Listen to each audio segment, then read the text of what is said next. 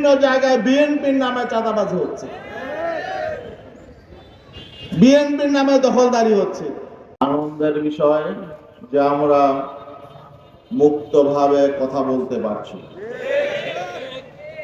আমরা আমাদের বাক স্বাধীনতা ফিরে পেয়েছি, এটা যেমন আনন্দের বিষয়, পাশাপাশি দুঃখের বিষয় হলো যে এজন্যে অনেক প্রাণ বিসর্জন দিতে হয়েছে, অনেক আমাদের ছাত্রদের জীবন দিতে হয়েছে, শ্রমিকদের জীবন দিতে হয়েছে, মেহনতি মানুষের জীবন দিতে হয়েছে, অনেক ওলামায়ে কেরামের জীবন দিতে হয়েছে, অনেক রাজনৈতিক কর্মী নেতৃবৃন্দের জীবন দিতে হয়েছে। এই বহু প্রাণের বিনিময়ে, জীবনের বিনিময়ে আমরা ইতিহাসের ঘৃণতম একজন স্বৈরাচারকে আমরা ঘটিয়েছি। একজন ঘৃণ্য স্বৈরাচার, ফ্যাসিস্ট, জালেমকে আমরা আগস্টের 5 তারিখ বিতাড়িত করেছি। বাংলাদেশ স্বাধীন হয়েছে 1971 সালে।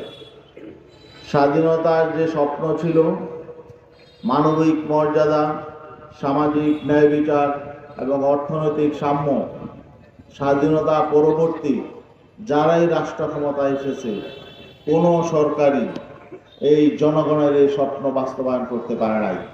এই স্বাধীনতার মূল চেতনা কেউই বাস্তবায়ন করতে পারে নাই, বরং অতীতে যারাই ক্ষমতায় ছিল তারা সকলেরই একটা মাত্র লক্ষ্য ছিল, সেটা হলো কিভাবে লুটপাট করে রাষ্ট্রের সম্পদ, জনগণের সম্পদ লুটে পুটে খাওয়া যায়। দুর্নীতি এবং লুটপাট করাই ছিল তাদের প্রধানতম লক্ষ্য,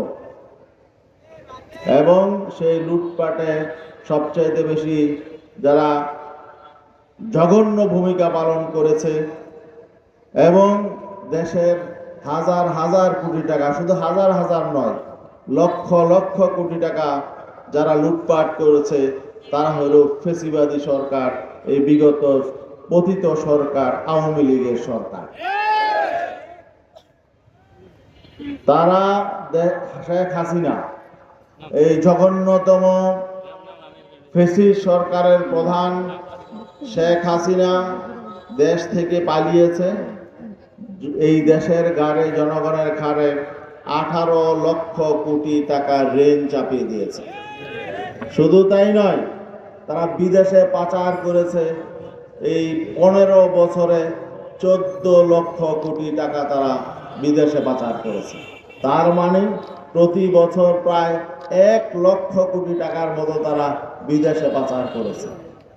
এই টাকাগুলো যদি দেশে থাকতো তাহলে বাংলাদেশে কোনো দরিদ্র থাকতো না, বাংলাদেশের যুবকরা বেকার থাকতো না, এখানে ইন্ডাস্ট্রি হতো, মানুষ সুখে শান্তিতে থাকতে পারত, অর্থনৈতিক মুক্তি পেত। কিন্তু তারা মানুষের জন্য তারা চিন্তা করে না, তারা চিন্তা করে নিজেদের জন্য। আজকে আমরা এই মুহূর্তে যখন সমাবেশ করছি, গতকাল এবং গত পরশু আমরা দেখলাম এই পতিত ফ্যাসিস্ট সরকারের প্রধান শেখ হাসিনা তিনি নাটক করছেন, মোবাইলে বিভিন্নভাবে নাটক করে বার্তা পাঠাচ্ছেন। তিনি নাকি এখনো পর্যন্ত প্রধানমন্ত্রী আছেন, তিনি নাকি পদত্যাগ করেন নাই। আপনার পদত্যাগ করা লাগবে কেন? আপনাকে কে প্রধানমন্ত্রী বানিয়েছে? আপনারা কি ভোট দিতে পেরেছিলেন? ভোট দিয়েছেন? তা জনগণ ভোট দেয় নাই, তা আপনাকে প্রধানমন্ত্রী কে বানাবে? প্রধানমন্ত্রী বানানোর মালিক তো জনগণ, জনগণ তো আপনাকে প্রধানমন্ত্রী বানায় নাই। তাহলে আপনি অবৈধ প্রধানমন্ত্রী ছিলেন, অবৈধ প্রধানমন্ত্রীর আবার পদত্যাগ কিসের? আপনি বলছেন আপনি চট করে ঢুকে যাবেন, আপনার যাইতে বলছে কি? আপনাকে তো বিচারের মুখোমুখি করা হবে, আপনারা চট করে ঢুকার সুযোগ পাবেন না, আপনাকে বেঁধে দেশে ঢুকানো হবে। অত সহজ মনে করবেন না। আপনি দেশকে ধ্বংস করেছেন, আপনার সংগঠন আওয়ামী লীগকেও আপনি ধ্বংস করেছেন। যারা আওয়ামী লীগ করেন তাদেরকে আমি বলতে চাই, আওয়ামী লীগ একটা ঐতিহ্যবাহী সংগঠন ছিল। তারা দাবি করে স্বাধীনতা যুদ্ধে তারা নেতৃত্ব দিয়েছে, কিন্তু এই দলটাকে ধ্বংস করেছে শেখ হাসিনা। এখন আওয়ামী লীগ শব্দ উচ্চারণের সাথে সাথে মানুষের অন্তরে একটা ঘৃণার সৃষ্টি হয়। এখন ঘৃণার নাম হলো আওয়ামী লীগ। এখন কেউ নিজেকে প্রকাশ্যে আওয়ামী লীগ বলে দাবি করার সাহস পায় না, লজ্জা পায়। অথচ যখন তারা ক্ষমতায় ছিল, অন্যান্য রাজনৈতিক দলগুলো নিজেদেরকে অন্য রাজনৈতিক দলের বলে পরিচয় দিতে পারতো না তাদের ভয়ে। এখন তারা অবস্থা কি পুরা পরিবর্তন হয়ে গেছে। তারা মনে হয়েছে দেশটার মালিক তাদের বাবা। এই দেশ কি কারো বাপ দাদা? এই দেশ সকল নাগরিকদের, সকলের দেশ। এটা কোনো দলের দেশ নয়,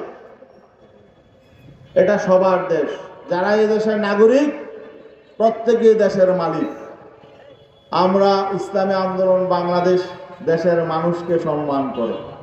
এই জন্যই আমরা বলি না যে আমরা ইসলামী আন্দোলন বাংলাদেশ আমরা একাই ক্ষমতায় যাবো, একথা আমরা বলি না। আমরা দেশের প্রত্যেক নাগরিককে ক্ষমতার মালিক বানাতে চাই। এই জন্য আমরা একটা এমন পদ্ধতির নির্বাচন ব্যবস্থা কথা আমরা বলেছি যাতে প্রত্যেকটা ভোটের প্রতিনিধিত্ব থাকে পার্লামেন্টে। আমরা সংখ্যানুপাতিক নির্বাচন পদ্ধতি, প্রপোর্শনাল রিপ্রেজেন্টেশন সিস্টেমের নির্বাচন পদ্ধতি আমরা চেয়েছি, যাতে প্রত্যেক দল তাদের প্রতীককে নির্বাচন করবে। যারা যত ভোট পাবে ভোটের পার্সেন্টেজ অনুযায়ী পার্লামেন্টে তাদের মেম্বার হবে। কেউ বলতে পারবে না যে আমার ভোটটা পচে গেছে, বরং প্রত্যেক ভোটের মালিক সে মনে করবে আমারও পার্লামেন্টে একজন প্রতিনিধি আছে। তাহলে এবং এই পার্লামেন্টটা হবে একটা জাতীয়, সত্যিকার অর্থে একটা জাতীয় পার্লামেন্ট। এবং কোন দল এককভাবে বাংলাদেশে আর কর্তৃত্ববাদী শাসন চালানোর সুযোগ পাবে না।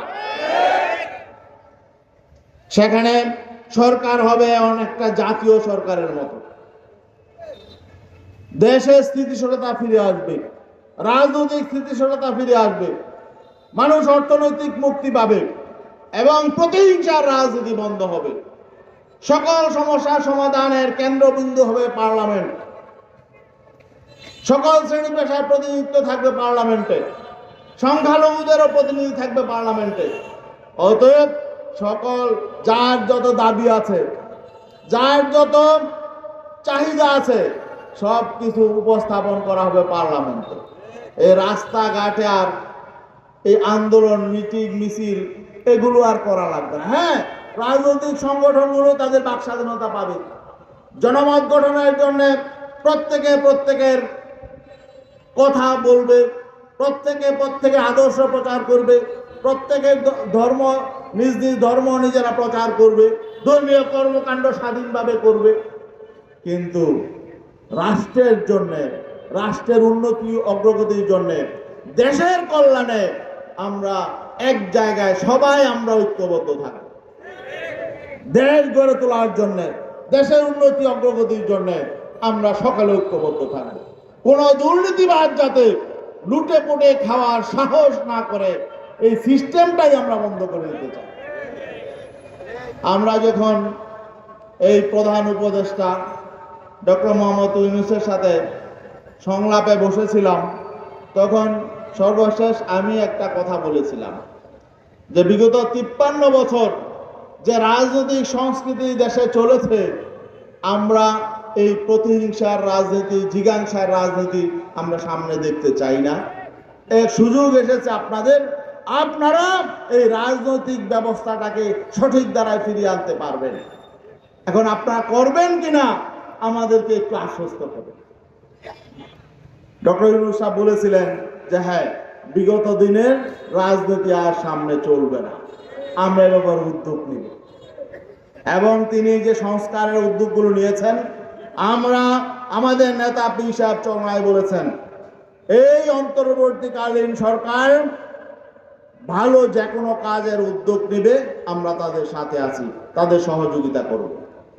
এবং আমরা বলেছি যে যেন তেন একটা নির্বাচন, তাড়াহুড়া করে যেন তেন একটা নির্বাচন দেওয়ার কোনো প্রয়োজন নেই, বরং একটা কার্যকর নির্বাচন লাগবে যেখানে জনমতের সঠিক প্রতিফলন ঘটবে এবং অতীতের মতো পেশি শক্তি, কালো টাকা ওয়ালারা যাতে নির্বাচনে বিজয়ী হতে না পারে এবং যাতে অতীতের মতো এক মানুষের ভোট নিয়ে কেউ প্রতারণা করতে না পারে, এমন একটি সিস্টেম আগে তৈরি করতে হবে।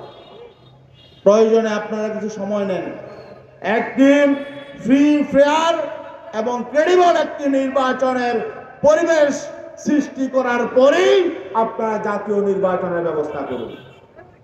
তাড়াহুড়া করে যেন তেন ভাবে একটি নির্বাচন দিয়ে একটি দলকে ক্ষমতায় নেওয়ার কোনো আমাদের আর প্রয়োজন নেই।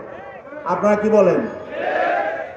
আমরা 53 বছর দেখেছি সেই প্রতিহিংসার রাজনীতি, জিজ্ঞাসার রাজনীতি, লুটপাটের রাজনীতি বাংলাদেশের মানুষ আর চায় না। এজন্য ছাত্র সমাজ রক্ত দেয় নাই, এজন্য দেশের রাজনৈতিক কর্মীরা রক্ত দেয় নাই, এজন্য দীর্ঘ 16 বছর আমরা এই ফ্যাসিস্ট সরকারের বিরুদ্ধে আন্দোলন সংগ্রাম করি নাই।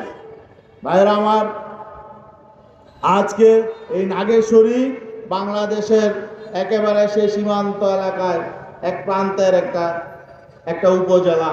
এখানে আজকে যে বিশাল গণসমাবেশ, এটাই কিন্তু প্রমাণ করে আপনারা ইসলামের পক্ষে আছেন, আপনারা ইসলাম আন্দোলনকে ভালোবাসেন, আপনারা পীর সাহেব চরমনাইকে ভালোবাসেন। কেন? পীর সাহেব চরমনাই কি আপনাদেরকে নগদ কোনো টাকা পয়সা দেয়? আপনাদের কোনো লাইসেন্স দেয়? হ্যাঁ, নাকি আপনাদের কোনো ঠিকাদারি দেয় না? তাহলে কেন? এটাকে আমরা ইবাদত মনে করি। অন্যরা রাজনীতি করে কেন? লুটপাট করার জন্য, ঠিকাদারি করার জন্য, ব্যবসার উন্নতি করার জন্য, মেম্বার হওয়ার জন্য, চেয়ারম্যান হওয়ার জন্য, মন্ত্রী হওয়ার জন্য, এমপি হওয়ার জন্য। যে কারণে অন্য রাজনৈতিক দলের চেয়ে ইসলামী আন্দোলন বাংলাদেশ আলাদা। ইসলামী আন্দোলন বাংলাদেশের নেতা কর্মীরা রাজনীতি করে ইবাদত মনে করে, মানুষের খেদমত করা, মানুষের জন্য কাজ করাকে তারা ইবাদত মনে করে। এই জন্য অন্য রাজনৈতিক দলের চেয়ে ইসলামী আন্দোলন ব্যতিক্রম। এই পর্যন্ত শুনেছেন যে ইসলামী আন্দোলন আলহামদুলিল্লাহ এখন তো বাংলাদেশে প্রথম 2-3টা রাজনৈতিক দলের মধ্যে ইসলামী আন্দোলন একটা, নাকি ভাই? আমরা একবারে 1 নাম্বার রাজনৈতিক দল এটা আমরা দাবি করি না, কিন্তু 3-4 নাম্বারে তো আমরা আছি, নাকি ভাই? যারা 6 নাম্বার 7 নাম্বারে আছে তাদের বিরুদ্ধে কিন্তু চাঁদাবাজি, দখলবাজির অভিযোগ আছে কি নাই? কিন্তু ইসলামী আন্দোলন বাংলাদেশের কোন নেতাকর্মীর বিরুদ্ধে এই পর্যন্ত কোনো চাঁদাবাজি, কোনো দখলবাজি, কোনো দুর্নীতির অভিযোগ আছে নাই। কেন? কারণ এখানে এটার সিস্টেমই নাই। এখানে যারা আসে যদি আগে খারাপ থেকেও থাকে, এখানে আসার পরে ভালো হয়ে যায়। পীর সাহেব চরমনাই সংস্পর্শে যদি কোনো খারাপ মানুষও আসে, এখানে এসে কি হয়ে যায়? ভালো হয়ে যায়। আর পাশাপাশি অন্য দলে যদি কোনো ভালো মানুষ যায়, সেও কি হয়ে যায়? দুর্নীতিবাজ হয়ে যায়। কি ঠিক না? কি উদাহরণ আছে না?